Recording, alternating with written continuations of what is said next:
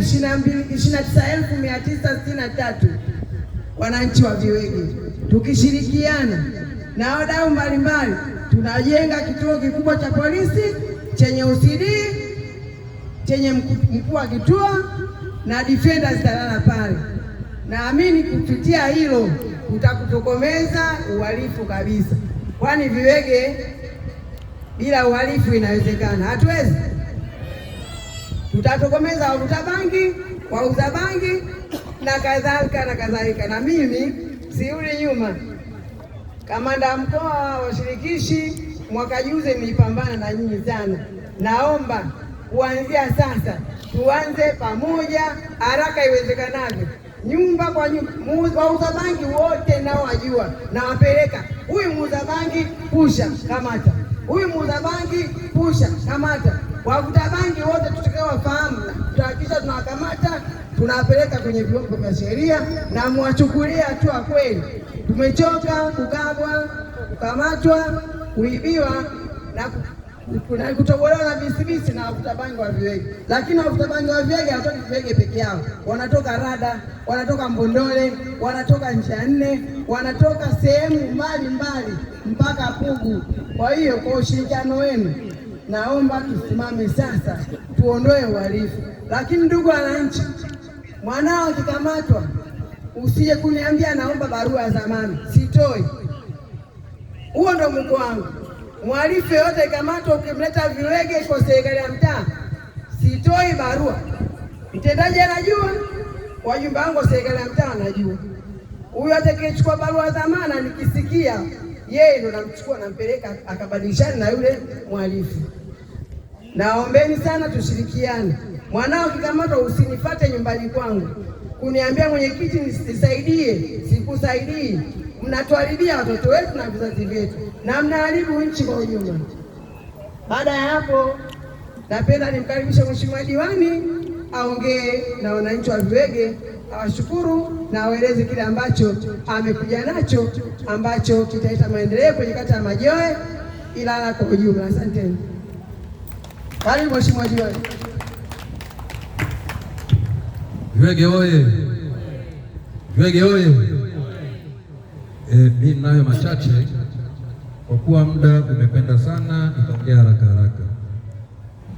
La kwanza ni kuhusiana na ulinzi na usalama, kwamba tulikuwa na kituo cha polisi ambacho wananchi walikuwa wanakijenga pale Kichangani. Tulianza kwa kujitolea mwaka 2010. Kilikuwa ni kituo cha mtaa wa Kichangani. Wakati huo nikiwa mtendaji, mwenyekiti alikuwa Ngonde. Kituo kile tumekwenda nacho hadi tulikokuwa tumeishia baada ya polisi kuja kuangalia na ramani zao, ikaonekana kilivyojengwa hasa selo hatuwezi kukiendeleza. Lile jengo litumike kwa matumizi mengine ya polisi.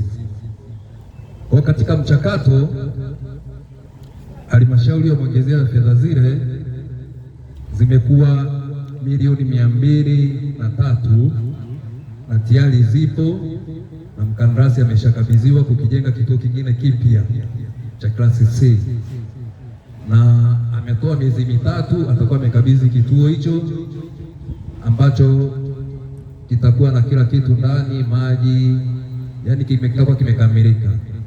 Na sasa hivi afande wetu Mpambo ni kama tumemkabidhi, maana hicho kimekamilika na fedha kwa sababu imetolewa yote ndani ya miezi 3 kitakabidhiwa. Kwa ni kama kimekamilika, ndani ya miezi 3-5 tutakuwa na askari wa kutosha na ulinzi utakuwepo wa kutosha.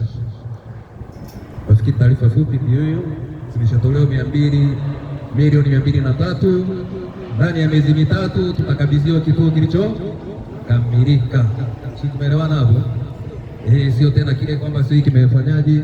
Kwa jengo letu na fedha ile ya wananchi, bado lile jengo litatumika kwa matumizi mengine ya polisi watakaoona wenyewe na litamaliziwa, sio kwamba litapotea bure.